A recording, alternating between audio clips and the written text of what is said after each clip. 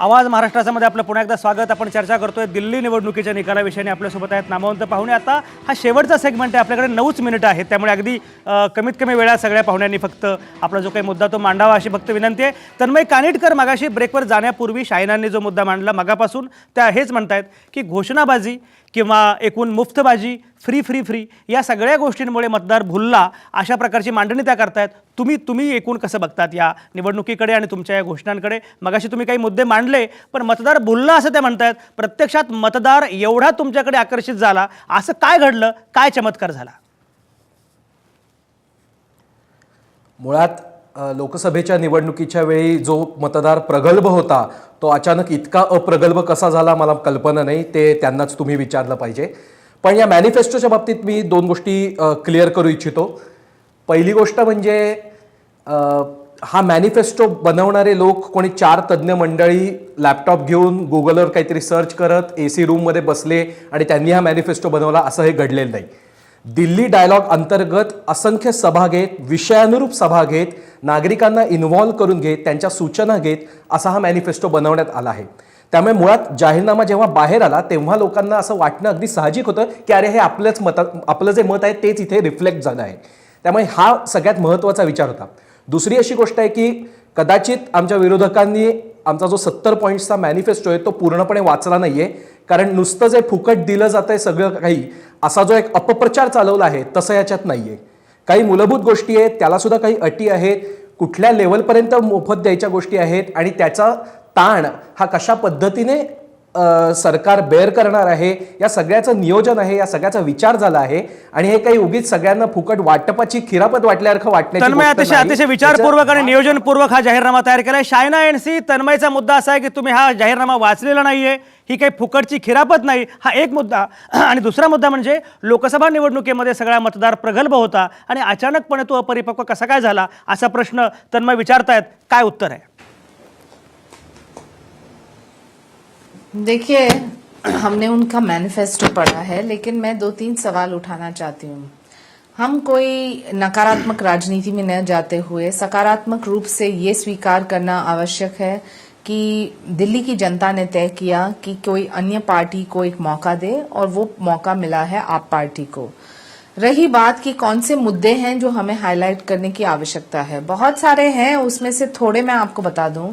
पिछली बार जब अरविंद केजरीवाल ने कहा, कसम खा के कि वो कांग्रेस के साथ मिलजुल के सरकार नहीं बनाएंगे, उसके बावजूद उन्होंने किया। फिर जिम्मेदारी से भागे बनारस में सेम वादे किए कि मैं वापस आऊंगा बनारस, एक बार भी नहीं गए बनारस।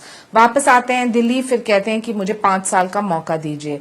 चलिए समझ लीजिए कि जनता ने तय किया ये 5 साल भी उनको एक मौका दे।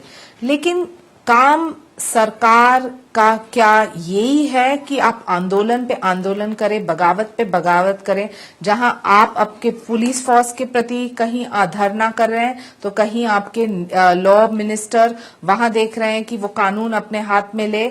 बहुत सारे ऐसे मुद्दे हैं जो उजागर करने की आवश्यकता है। यहाँ एक हाई मॉरल टॉक वो बात करते हैं, वहां दूसरे तरफ 4 ट्रांजैक्शंस 50-50 लाख के, 2 करोड़ के एक दिन में एक ही समय पे एक ही जगह पे, जहां पता चलता है कि डायरेक्टर्स कंपनीज के झुग्गी झोपड़ी में रहते हैं, फ्रॉड्यूलेंट मीन्स से उन्होंने एड्रेस दिया है कोई मंदिर का, वहां कोई जवाब नहीं। तो ये एक ढंग से एनार्की वर्सेस गुड गवर्नेंस का मॉडल जो है, हमें आते कल में पता चलेगा कि क्या वो सही में काम कर पाएंगे, वो आश्वासन दे पाएंगे, और जो लोगों के साथ विश्वासघात नहीं किया था पिछली बार वो इस बार करेंगे या फिर नहीं। वो निर्णय करने के लिए मैं कोई नहीं, आप कोई नहीं, जनता तय करेगा। लेकिन रही बात जब आपका बजट तुमचा मुद्दा पोहोचला, मला तुम्हाला आणखी एक असं विचारायचं आहे की मुळामध्ये आम आदमी पक्षाच्या शायना बरोबर तुमचा मुद्दा पोहोचला। मला असं विचारायचं आहे मुळात की दिल्लीमध्ये जो काही निकाल लागला त्याच्यावर उद्धव ठाकरेंनी जी प्रतिक्रिया दिली त्याचं काय हे मला तुम्हाला विचारायचं आहे. पण आत्ता मी जातो सचिन सावंतांकडे. सचिन सावंत आत्ता आलेले आहेत या चर्चेमध्ये. सचिन सावंत, तुमचं स्वागत. तुम्ही ट्रॅफिकमध्ये अडकलात, मुंबईमध्ये अनेक प्रश्न आहेत, पण आता चिंता करू नका, मुंबई महापालिका हे आमचं आगामी लक्ष्य आहे असं आता आपनं जाहीर केलेलं आहे.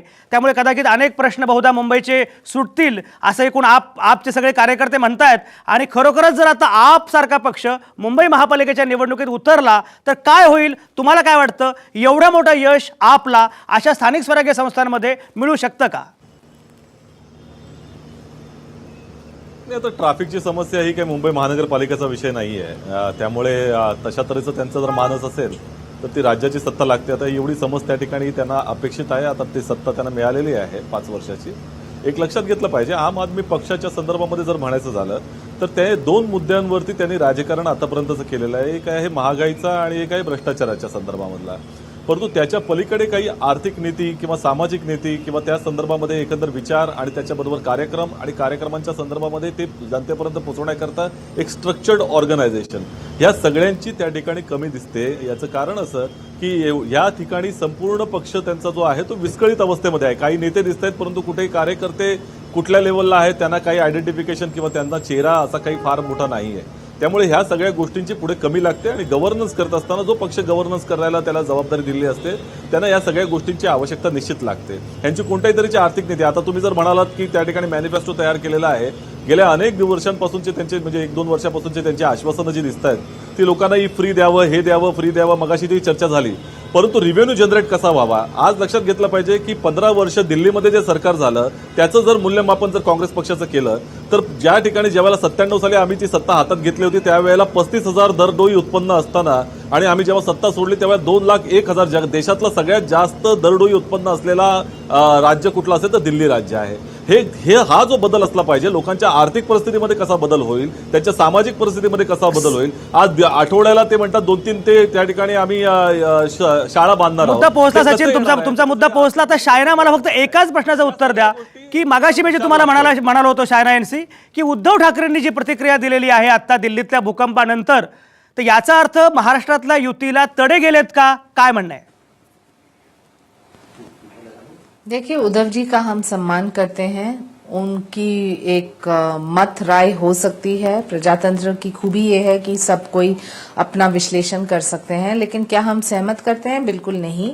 हम जानते हैं कि मोदी जी के नेतृत्व में हमने ना सिर्फ देश जीता है, बहुत सारे प्रदेश जीते हैं और हम करते जाएंगे, क्योंकि हमारा एक ही लक्ष्य है, काम करना, बोलना कम. आंदोलन, बगावत में हम विश्वास नहीं करते हैं, नकारात्मक राजनीति में विश्वास नहीं करते हैं. शायना एनसी तुम्ही म्हणताय की बोलणं कमी, तुम्ही म्हणताय बोलणं कमी, पण नरेंद्र मोदी जास्त बोलतात ही तर टीका होते प्रामुख्यानं. कम्युनिकेशन और चर्चा में बहुत फर्क है भाई साहब. कम्युनिकेशन हर प्राइम मिनिस्टर को करना ही पड़ेगा भारत जैसे देश में जहां इतने शायना तुमचा मुद्दा पोहोचला. मला शेवटी जायचंय डॉक्टर प्रकाश पवारांकडे. डॉक्टर प्रकाश पवार, एक महत्वाचा मुद्दा असा पुढे येतोय की जरी काँग्रेसची अवस्था आता वाईट असली, भाजपचं काही असलं तरी सुद्धा एका मुद्द्याबद्दल सगळ्यांचं दोघांचं एकमत दिसतंय, ते म्हणजे आम आदमी पक्षाला गव्हर्नन्सचा अनुभव नाही. आम आदमी पक्ष हा अराजकतावादी पक्ष आहे आणि त्याच्यामुळे एकूण नवं मॉडेल विकसित करण्यात आपला कितपत यश येईल अशा प्रकारची शंका दोन्ही पक्ष उपस्थित करतायत. तुम्हाला काय वाटतं? मला तुम्हाला 2 फक्त मुद्दे, एक म्हणजे आपचं एकूण पुढे भवितव्य काय असेल हा पहिला प्रश्न, आणि दुसरा मुद्दा म्हणजे एकूण युतीला आत्ता जे तडे गेलेले आहेत, उद्धव ठाकरे जे बोललेत, या सगळ्याकडे तुम्ही कसं बघताय? यातला पहिला मुद्दा आहे महाराष्ट्राच्या संदर्भातला युतीला तडे जाण्याचा. तर त्यातला भाग असा आहे की युती झाली तीच मुळात अविश्वासावरती झालेली होती आणि सत्तेचं वाटप हे असंतुलित झालेलं होतं. त्याच्यामुळं असंतुलित सत्ता वाटप आणि विश्वास नसणं, त्या गोष्टी सातत्याने असं काय झाल्यानंतर व्यक्त होणार आहेत. त्याच्यामुळं त्यांचा पायाच मुळात त्या सत्तेच्या विषम वाटपावरती आधारलेला असल्यामुळे या घटना घडणं साहजिक आहे आणि त्याचा परिणाम कधी पण व्यक्त होऊ शकतो. राहिला दुसरा मुद्दा तुमच्या म्हणण्याबद्दलचा की आप पक्ष हा अराजक निर्माण करू शकतो का, तर मुद्दा असा आहे की आपने राज्यामध्ये येण्याचा विचार मांडलेला आहे. आप राज्य चालवायचं म्हणत आहे. आप फक्त एवढंच म्हणत आहे की पक्ष की आम्हाला जो टॅक्स रूपाने पैसा कलेक्ट होतोय त्या पैशाचं वाटप कसं करायचं, तर त्या पैशाचं वाटप समप्रमाणात झालं पाहिजे, न्याय्य प्रमाणात झालं पाहिजे. ही मागणी अराजकाच्या स्वरूपाकडे जाऊ शकत नाही. दुसरा मुद्दा आहे की शासन चालवणं आणि शासनाचा व्यवहार करणं याच्याबद्दल आपला खरंच अनुभव कमी आहे आणि पाठीमागचा अनुभव त्यांचा पाहिला तर तो तोकडा अनुभव आहे. आता या 5 वर्षामध्ये त्यांना मोठा अनुभव घेण्याची एक संधी मिळालेली आहे. ही कशा पद्धतीने ते शासन चालवतात त्याच्यावरती त्यांचं पुढचं डिपेंड सर्व भविष्य आहे. डॉक्टर प्रकाश पवार अतिशय बरोबर. मुळामध्ये आम आदमी पक्षाला एक संधी दिलेली आहे दिल्लीकरांनी आणि या संधीचा उपयोग ते कसा करून घेतात त्यावर अनेक गोष्टी अवलंबून आहेत. गव्हर्नन्स हा मुद्दा सुद्धा महत्त्वाचा आहे आणि आम आदमी पक्ष निश्चितपणे एक वेगळा पर्याय देऊ शकतो अशी अपेक्षा डॉक्टर प्रकाश पवारांनी व्यक्त केली आहे. भारतीय जनता पक्षाला आत्मपरीक्षण करावं लागणार आहे. खरोखरच काय नक्की निर्णय घ्यायचे आहेत, काय धोरणं असली पाहिजेत हे बघायचं आहे. आणि दुसरीकडे काँग्रेस जो आता शून्यवत झालेला आहे, शून्यापर्यंत आलेला आहे, त्याला आता आपल्याला पुन्हा रिवायवल पुनरुज्जीवन कसं करायचं हाही मुद्दा आहे. या सगळ्या संदर्भामध्ये आता आगामी राजकारण घडणार आहे. राजकारणाची फेरमांडणी होते आणि हे सगळं सुरू असताना महाराष्ट्रामध्ये ज्या प्रकारे मगाशी डॉक्टर प्रकाश पवारांनी उल्लेख केला, युतीमध्ये जो बेबनाव आहे त्याच्या अनुषंगाने सुद्धा एक नीटपणे विचारधारा किंवा नीटपणे मांडणी आता या दोन्ही पक्षांनी केली पाहिजे. तरच महाराष्ट्रातल्या गव्हर्नन्सच्या अनुषंगानं आता ज्या समस्या आहेत, जे पेच आहेत ते सुटण्याची शक्यता निर्माण होईल. दिल्लीचा निकाल हा अतिशय महत्त्वाचा निकाल होता. दिल्लीचा निकाल जरी दिल्लीत लागला, भूकंप दिल्लीत झाला, पण त्याचे परिणाम महाराष्ट्रामध्ये सुद्धा होत आहेत.